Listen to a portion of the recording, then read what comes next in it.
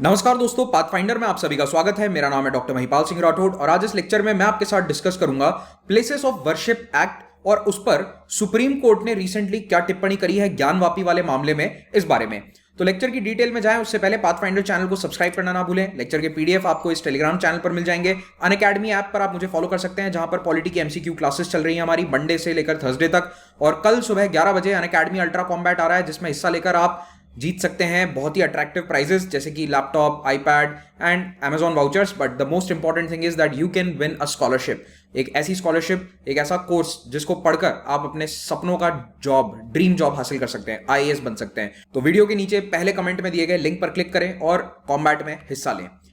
तो ज्ञानवापी केस में पहले ही मैं 2 वीडियोस बना चुका हूं और उसमें मैंने आपको बताया था कि किस तरह से केस आगे बढ़ रहा है। तो 20 मई को सुप्रीम कोर्ट ने हियरिंग करते हुए यह कहा कि प्लेसेस ऑफ वर्शिप एक्ट कहीं पर भी ये नहीं कहता कि किसी धार्मिक स्थल का चरित्र क्या था, रिलीजियस कैरेक्टर क्या था, वो किस धर्म की साइड थी, उसको असर्टन किया जा सकता है, यानी कि उसको हम डिस्कवर कर सकते हैं, उसकी जांच हो सकती है। ऐसा कहीं नहीं लिखा है कि उसका धार्मिक चरित्र पता करना इलीगल है। ये बेसिक बात है। लेकिन इस पूरे प्लेसेस ऑफ वर्शिप एक्ट का मीनिंग क्या है ये मैं आपको समझाता हूं।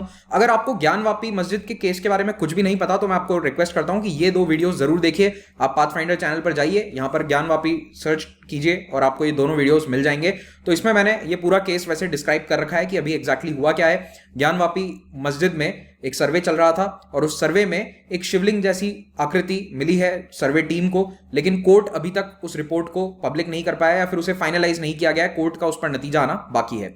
अब आते हैं प्लेसेस ऑफ वर्शिप एक्ट पर। 1991 में यह कानून भारत की पार्लियामेंट के द्वारा बनाया गया था, जब अयोध्या राम जन्मभूमि मंदिर और बाबरी मस्जिद विवाद अपने चरम पर था।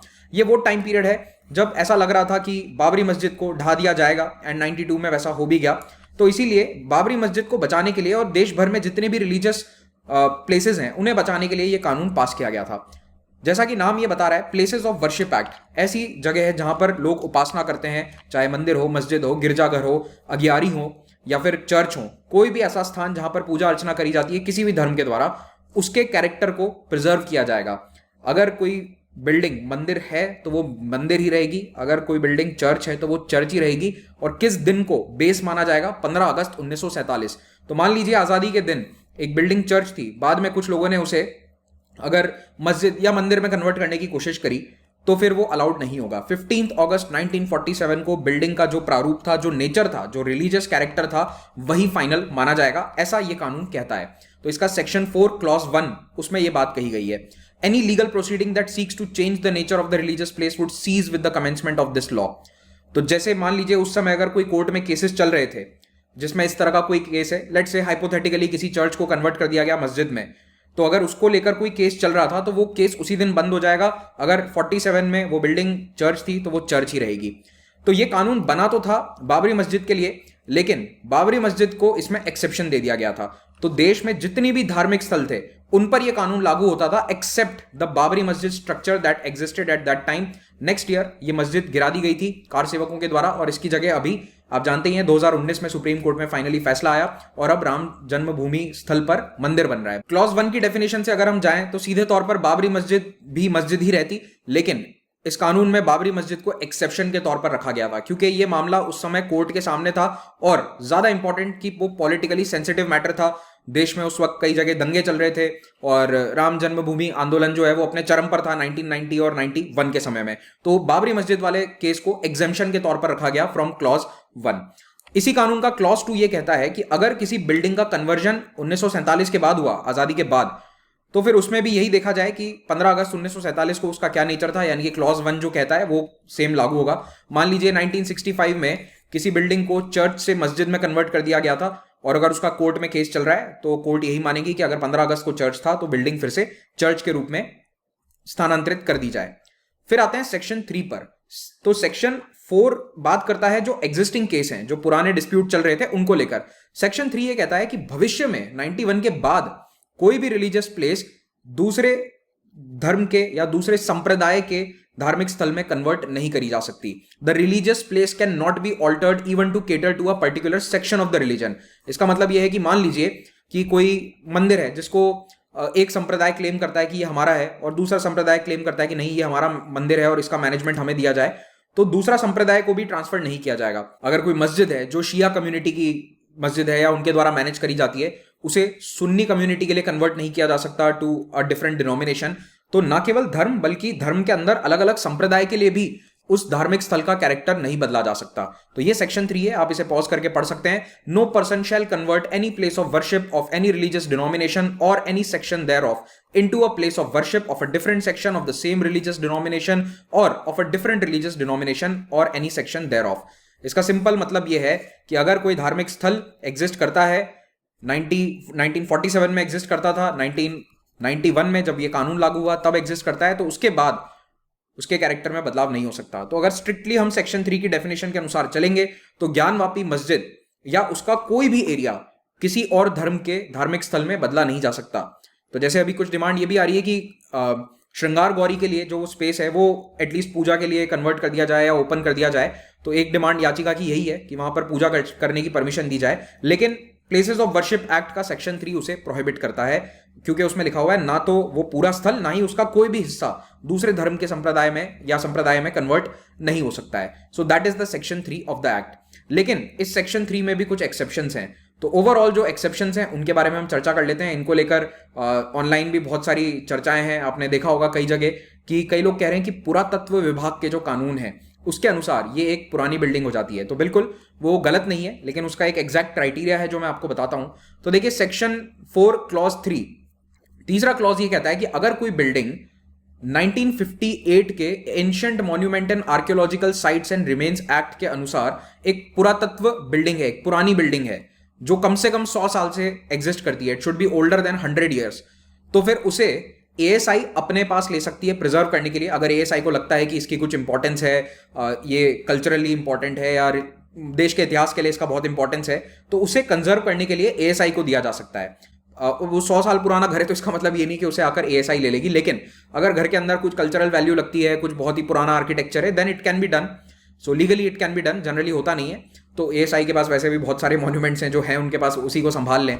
तो एएसआई के पास ये ऑप्शन जरूर होता है कि वो इस तरह से कोई भी पुरातत्व बिल्डिंग को अपने कंट्रोल में लेकर, सरकार के पास ये अथॉरिटी है कि वो एएसआई के कंट्रोल में इन्हें दे सकती है। So any structure, erection, monument, any tumulus, place of internment यानी कि कब्रगाह, मकबरे, ये भी इंटर्नमेंट वाली जगह इसमें शामिल हो जाती है। Any cave, rock sculpture, inscription, monolith which is of historical, archaeological और artistic interest and which has been in existence for not less than 100 years, वो इसकी डेफिनेशन में आते हैं। तो एएसआई इस तरह के मॉन्यूमेंट्स को एंशिएंट मॉन्यूमेंट मानती है कि इसकी कुछ पुरातत्व वैल्यू है, इसकी कुछ ऐतिहासिक वैल्यू है और इसे प्रिजर्व करना चाहिए। तो ये स्थल एएसआई के द्वारा जो मेंटेन किए जाएंगे उनको प्लेसेस ऑफ वर्शिप एक्ट से एग्जेम्पशन दिया जा सकता है, उन्हें आप प्लेसेस ऑफ वर्शिप एक्ट से बाहर कर सकते हैं। इसीलिए हाइपोथेटिकली, मैं ये नहीं कह रहा कि ये होने वाला है, एक हाइपोथेटिकल सिनेरियो बता रहा हूं कि अगर सरकार चाहे तो ज्ञानवापी मस्जिद जो अपने आप में लगभग 360-370 साल पुरानी हो चुकी है, उसको ये कह सकती है कि it is an ancient building, ये एंशिएंट मॉन्यूमेंट की कैटेगरी में आता है, तो इसे एएसआई को दिया जा सकता है। लेकिन याद रखिए कि एएसआई के जो स्थल हैं उनमें भी डायरेक्टली वर्शिप अलाउड नहीं है। एएसआई के अपने रूल्स ये कहते हैं कि अगर 1947 में वहां पर पूजा अर्चना, नमाज पढ़ी जाती थी, कोई भी रिलीजियस बिल्डिंग है, कोई मॉन्यूमेंट है, तो वहां पर वो कंटिन्यू हो सकता है, लेकिन बाद में नया शुरू नहीं हो सकता है। ठीक है, एएसआई के अपने ये रूल्स हैं। इस पर मैंने लास्ट वीक एक वीडियो भी बनाया था कि ताजमहल में नमाज क्यों होती है, या फिर जैसे रिसेंटली एक कंट्रोवर्सी हुई थी जब जम्मू कश्मीर के यूनियन टेरिटरी के लेफ्टिनेंट गवर्नर मनोज सिन्हा ने जाकर एक पूजा में हिस्सा लिया था, तो उस वाले टॉपिक को मैंने कवर किया है। एएसआई के जो रूल्स हैं उसको भी आप वीडियो को देख सकते हैं। एक ऐसा ही मामला 2007 में हुआ था जब शिमला का एक चर्च है वो लिटिगेशन में गया, तो यहां पर हिमाचल प्रदेश के हाईकोर्ट ने कहा था कि ये स्ट्रक्चर जो 100 साल से पुराना है वो एएसआई के एंशिएंट मॉन्यूमेंट की कैटेगरी में आ सकता है और उसे प्लेसेस ऑफ वर्शिप एक्ट से बाहर रखा जाएगा। अब आ जाते हैं करंट डिस्प्यूट पे। तो करंट डिस्प्यूट कई लेवल्स पर चल रहा है। देखिए, लोकल कोर्ट में सबसे पहले याचिका दायर हुई थी। लोकल कोर्ट की याचिका के खिलाफ जो मस्जिद कमेटी है, अंजुमन इंतजामिया मस्जिद कमेटी, वो इलाहाबाद हाईकोर्ट गई। इलाहाबाद हाईकोर्ट ने मना कर दिया कि वो लोकल कोर्ट के ऑर्डर्स के साथ हस्तक्षेप नहीं करेगी। फिर सुप्रीम कोर्ट में अर्जी लगाई गई अंजुमन इंतजामिया मस्जिद के द्वारा। तो यहां पर ये पूरा मामला अभी अल्टीमेटली सुप्रीम कोर्ट में है, लेकिन सुप्रीम कोर्ट उस मामले को डिसाइड नहीं कर रहा है। सुप्रीम कोर्ट ये डिसाइड कर रहा है कि क्या लोकल कोर्ट सही तरीके से कार्रवाई कर रहा है या नहीं, क्योंकि लोकल कोर्ट ने क्या करा है, 3 कोर्ट कमिश्नर अपॉइंट किए हैं एक टीम अपॉइंट करी है जो जाकर मस्जिद का सर्वे कर रही है, वीडियोग्राफी करी गई मस्जिद की, उसको अच्छे से निरीक्षण उसका किया गया और वो कोर्ट में उसकी रिपोर्ट अभी सबमिट हुई है। That is not public as of now. मुझे पता है कि कई मीडिया हाउसेज उसको चला रहे हैं, लेकिन वो अभी तक ऑफिशियल रिपोर्ट नहीं है। जब कोर्ट उसे ऑफिशियल कर देगा तब हम भी उसके बारे में चर्चा जरूर करेंगे। तो मस्जिद कमेटी का ये कहना है कि जो सिविल कोर्ट है, वाराणसी का जो लोकल कोर्ट है, वो प्लेसेस ऑफ वर्शिप एक्ट के खिलाफ जाकर कार्रवाई कर रहा है, क्योंकि उसकी कार्रवाई से, उसके आदेश से, वीडियोग्राफी से या फिर जो भी उसका पूरा प्रोसेस चल रहा है, ultimately it can change the character of the religious place. जो धार्मिक चरित्र है उस जगह का, उसे बदला जा सकता है। तो अभी सुप्रीम कोर्ट की 3 जज बेंच ने यह कहा है कि अयोध्या वाले मामले में भी कुछ ऐसा ही हमें देखने को मिला था, और सेक्शन 3 की जो व्याख्या है उसमें यह कहीं नहीं कहा गया है कि रिलीजियस कैरेक्टर की जांच नहीं हो सकती। यानी कि सेक्शन 3 यह जरूर कहता है कि रिलीजियस कैरेक्टर बदला नहीं जा सकता, लेकिन 1947 में उसका क्या धार्मिक चरित्र था यह असर्टन करने के लिए, यह पता करने के लिए जांच करी जा सकती है। इसको लेकर कहीं कोई रोक नहीं है। तो सुप्रीम कोर्ट ने यही कहा कि the ascertainment of the religious character of this place of worship is not expressly barred. कहीं पर मना नहीं किया है कि 1947 में वो क्या धार्मिक चरित्र था उसको पता किया जाए, इस पर कोई रोक नहीं है। तो इन्होंने एक एग्जाम्पल दिया था, ये कोर्ट के मतलब हियरिंग्स के दौरान ये एग्जाम्पल सामने आया था, वही मैं आपके सामने प्रस्तुत कर रहा हूं। तो जज ने ये कहा कि मान लीजिए कि अग्यारी है, पारसी फायर टेम्पल जो होता है, और उसी बिल्डिंग के अंदर एक क्रिश्चियन क्रॉस लगा हुआ है उसी बिल्डिंग में। तो इसका मतलब क्या ये होगा कि अग्यारी के होने से एक क्रॉस पारसी धर्म का सिंबल बन गया? नहीं, ऐसा तो नहीं होता है। क्रॉस क्रिश्चियनिटी का सिंबल है, अग्यारी ज़ोरास्ट्रियन धर्म का या पारसी रिलीजन का ये सिंबल है। So does the presence of the cross make the agiary a place of Christian worship? क्या उसका वाइस वर्सा ट्रू होगा? क्या क्रॉस के होने से अग्यारी नहीं रहेगी, चर्च बन जाएगी? तो ऐसा नहीं होता है। So if you have this hybrid character, forget this arena of contestation, the hybrid character is not unknown in India. तो इन्होंने कहा कि इस तरह के हाइब्रिड कैरेक्टर देखे जाते हैं भारत में तो की जांच कर सकते हैं, और इस तरह के हाइब्रिड कैरेक्टर एक ही बिल्डिंग में 2 धार्मिक स्थल देखे गए हैं भारत में। The act of 1991 therefore recognizes the presence of cross will not make an article of Christian faith into an article of Zoroastrian faith, nor does the article of Zoroastrian faith make it a structure of Christian faith. जजेस की bench ने यह कहा कि हो सकता है कि ये जो सर्वे का काम है शायद लोकल ज्यूरिसडिक्शन के दायरे के बाहर भी हो, अप्रोप्रिएट ना हो, ठीक ना हो, लेकिन हम इस पर अभी कोई टिप्पणी नहीं करेंगे। We will not hazard an opinion right now. लेकिन यह कहीं भी नहीं लिखा है कि 1991 के इस कानून में जो सेक्शन 3 और 4 की व्याख्या है उसमें ऐसा कहीं भी नहीं लिखा हुआ है, या उसकी कोई ऐसी इंटरप्रिटेशन नहीं हो सकती कि धार्मिक स्थल का चरित्र जांचा ना जाए। इट कैन बी असर्टेन्ड, उसको आप पता करने के लिए कार्रवाई कर सकते हो। तो जो प्रोसीजर अभी चल रहा है लोकल कोर्ट में वो गलत नहीं है। It is not necessarily a foul of the sections 3 and 4 of the 1991 act. तो उम्मीद करता हूं कि आपको ये लेक्चर समझ में आया होगा। अगर अच्छा लगा हो तो थम्स अप दे दीजिएगा, कमेंट में अपना फीडबैक जरूर दीजिए। टेलीग्राम चैनल से आप मेरे पीडीएफ्स को डाउनलोड कर सकते हैं। अगर यूपीएससी एग्जाम की तैयारी करना चाहते हैं तो देश के बेस्ट एजुकेटर्स अनअकैडमी पर लाइव पढ़ाते हैं।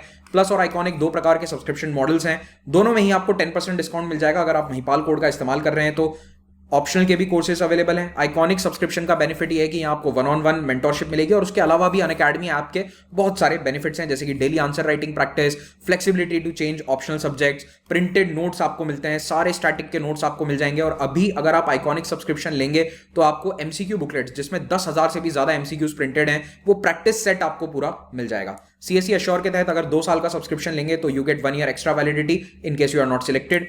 अगर आपको कोर्स से संबंधित कोई भी डाउट है, आपको मैक्सिमम डिस्काउंट चाहिए, तो आप इस फोन नंबर पर कॉल कीजिए। आपको मैक्सिमम डिस्काउंट ये फोन नंबर पे गाइड कर दिया जाएगा कि कैसे प्राप्त करना है। सभी कोर्सेज ईएमआई ऑप्शन पर अवेलेबल हैं। हर हफ्ते नए बैचेस स्टार्ट होते हैं, यू कैन ज्वाइन दीज।